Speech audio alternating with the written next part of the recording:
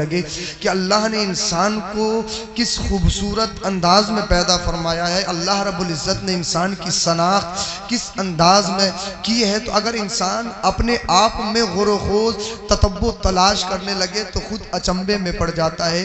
لقد خلقنا الانسان فی احسن تقویم، اللہ رب العزت نے بڑے اچھے انداز میں انسان کو پیدا کیا، یہ حضرت انسان ہے۔ اب آپ مثال کے طور پہ یہ دیکھیے، اگر آپ کی آنکھوں کی جگہ کان لگا دیے جائیں، کانوں کی جگہ آنکھیں لگا دیے جائیں تو پھر انسان کب لگے گا؟ بھائی وہ تو بندر سے بھی بہت برا لگے گا۔ لیکن اللہ رب العزت کی شان دیکھیے، آنکھیں جہاں اچھی لگنی تھی وہی اللہ نے آنکھیں رکھی ہیں، جہاں کان اچھے لگنے تھے وہی اللہ نے کان رکھے ہیں، جو جسم کا عضو جہاں بہتر تھا اللہ رب العزت نے وہی رکھا ہے۔ اور اللہ کی خلقت میں اگر تھوڑی سی کمی آ جائے نا، تھوڑا سا نقص آ جائے نا، تو پھر دنیا کی کوئی ڈاکٹری اس کو پورا نہیں کرتی ہے۔ میں بھی اس کا بھگتا ہوا بیٹھا ہوں۔ تقریباً 5-6 سال پہلے میرے کان کا پردہ پھٹا تھا، میں نے بہت علاج کیا، لیکن جب بھی زیادہ تیز ساؤنڈ بولتا ہے، جب بھی جھاڑے پڑتے ہیں تو میرے کان میں ابھی بھی دقت ہوتی ہے۔ تو میں یہ فکر کرتا ہوں، مولا تیری دی ہوئی چیز، تیری عطا کردہ چیز کا کوئی جواب نہیں ہے، اور جو تیرے بنائے میں کمی آ جائے، مولا جو تو نے انسان کو عضو عطا کیے ہیں، اگر اس عضو میں کوئی کمی آ جائے تو دنیا کا کوئی بھی ڈاکٹر اس کو صحیح نہیں کر سکتا ہے۔ اللہ نے جیسا پیدا کیا ویسا کوئی نہیں بنا سکتا ہے۔ اب اللہ فرماتا ہے، سنیے، انسان ہے، انسان کو اللہ نے کتنا اچھا پیدا کیا۔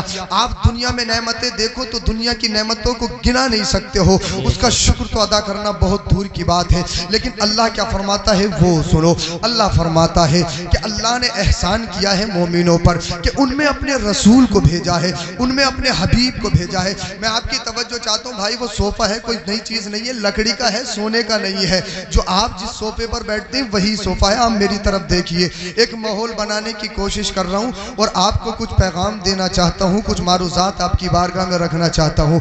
اللہ فرماتا ہے مومنوں پر احسان فرمایا ہے۔ کس چیز کا احسان ہے؟ اس چیز کا احسان یہ ہے، اس چیز کا احسان ہے کہ اللہ نے اپنے حبیب کو بھیجا ہے، اللہ نے اپنے رسول کو بھیجا ہے، اللہ نے اپنے رقیب کو بھیجا ہے، اللہ نے اپنا محبوب دیا ہے۔ اب اس سے پہلے تفسیر سے پہلے آؤ اللہ امام نصفی کی روایت میں تمہیں سناتا ہوا چلو۔ علامہ امام نصفی کیا کہتے ہیں؟ علامہ امام نصفی جو کہتے ہیں وہ سنو۔ امام نصفی فرماتے ہیں، قال النصفی رضی اللہ تعالی عنہ، خلق اللہ راس محمد صلی اللہ علیہ وسلم من البرکہ وعینیہ من الحیاء واذنیہ من الغیرۃ ولسانہ من الذکر وشفتیہ من التسبیح ووجہہ من الرداء وصدرہ من الاخلاق وقلبہ من الرحمت وکفیہ من الکرم وشعرہ من نبات الجنت وریقہ من عسلیہا ولحمہ من مسکیہا وعظمہ من کافوریہا وعظمہ من کافوریہا وعظمہ من کافوریہا واسنانہ من الیمن ورجلیہ من الرداء وعدودیہ من القوت فلما اکملہ اللہ تعالی بہذہ الصفہ ارسل اللہ الى هذه الامہ وقال هذه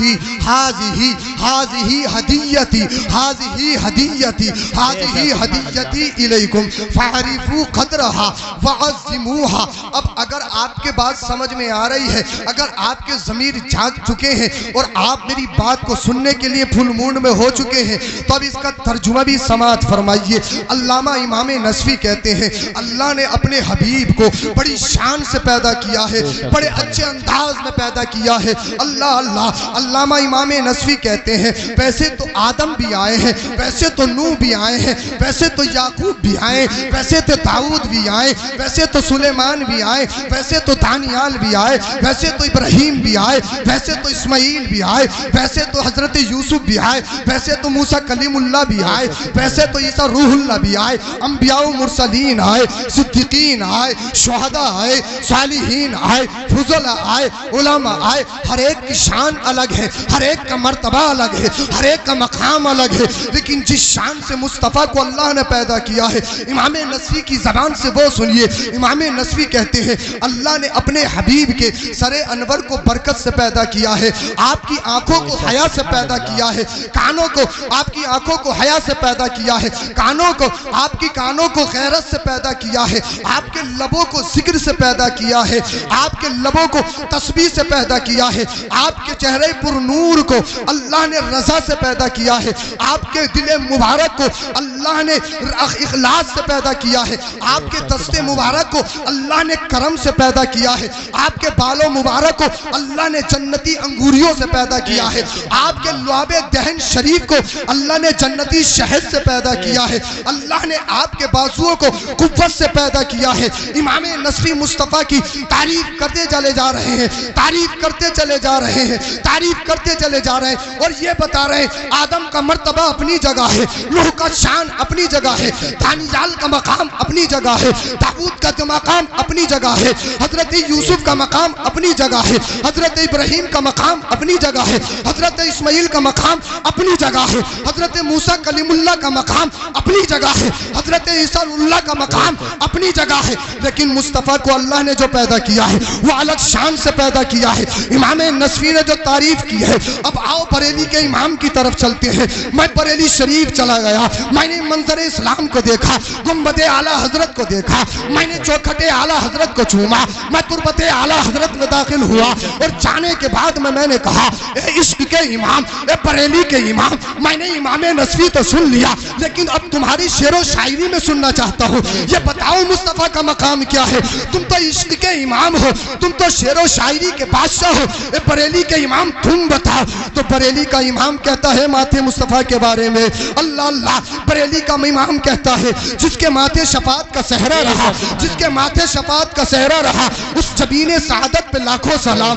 میں نے کہا مصطفیٰ کی زبان کے بارے میں بتاؤ، تو بریلی کا امام کہتا ہے وہ زبان جس کو سب کنکی کنجی کہے، وہ زبان جس کو سب کنکی کنجی کہے، اس کی نافذ حکومت پہ لاکھوں سلام۔ میں نے کہا مصطفیٰ کے دست کرم کے بارے میں بتاؤ، تو اعلیٰ حضرت بریلی کا امام کہتا ہے، بریلی کا امام کہتا ہے ہاتھ جس سمت اٹھا غنی کر دیا مجھے بہرے سماحت پہ لاکھوں سلام۔ میں نے کہا بریلی کے امام مصطفیٰ کی بھووں کے بارے میں بتاؤ، تو بریلی کا امام کہتا ہے جس کے سجدے کو محراب کعبہ جھکی، جس کے سجدے کو محراب کعبہ جھکی، اس بھووں کی لطافت پہ لاکھوں سلام۔ میں نے کہا بریلی کے امام اور بتاؤ، بریلی کا امام کہتا ہے سرور کہوں کہ مالک و مولا کہوں تجھے، سرور کہوں کہ مالک و مولا کہوں تجھے، باغ خلیل کا گل زیبا کہوں تجھے۔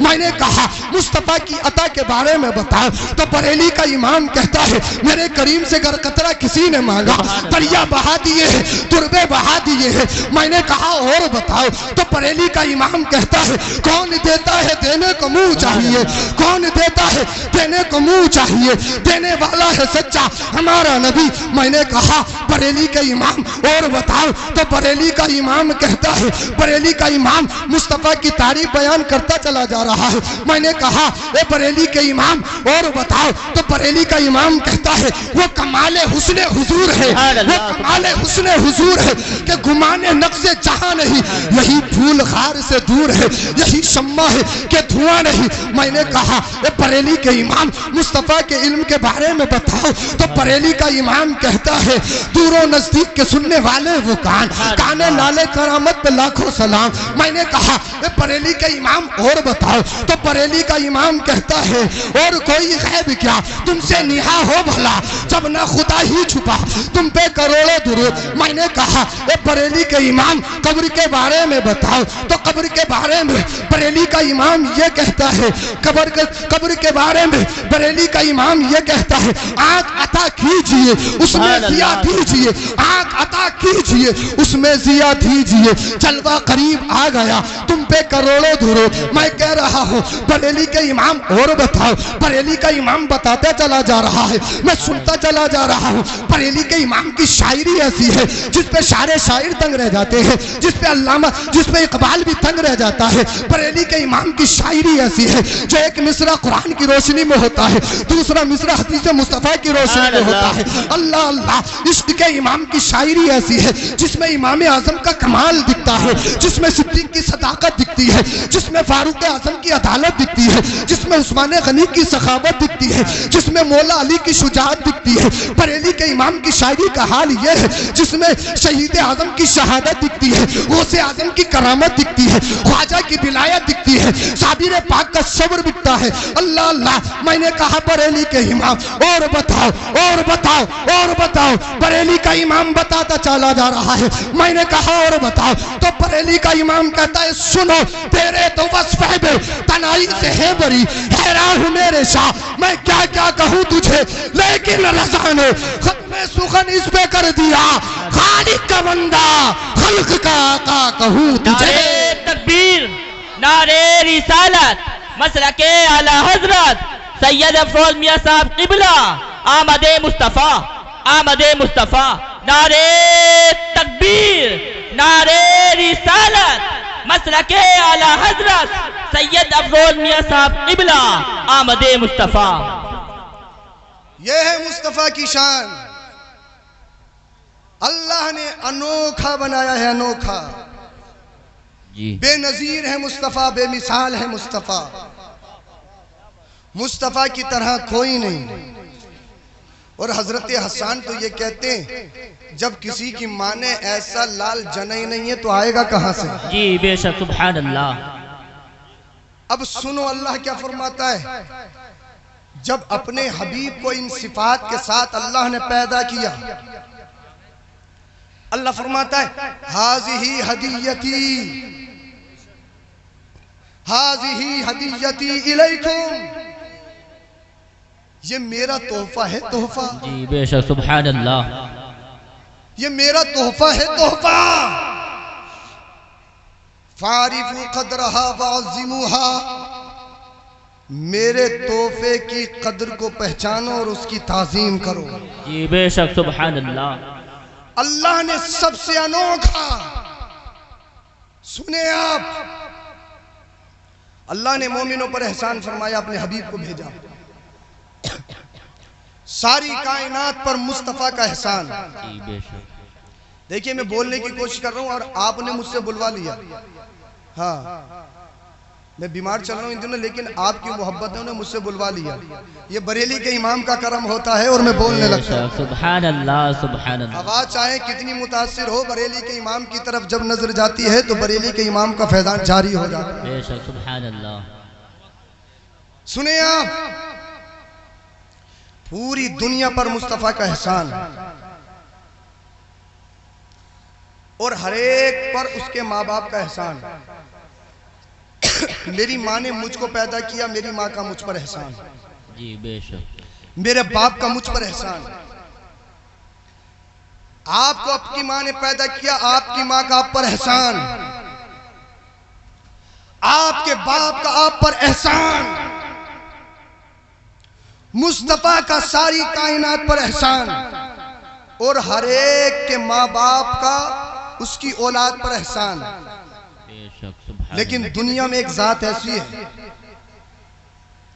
وہ ذات کون ہے؟ ذرا دل کے کانوں سے سنو، وہ ذات مدینے والے مصطفیٰ کی ہے۔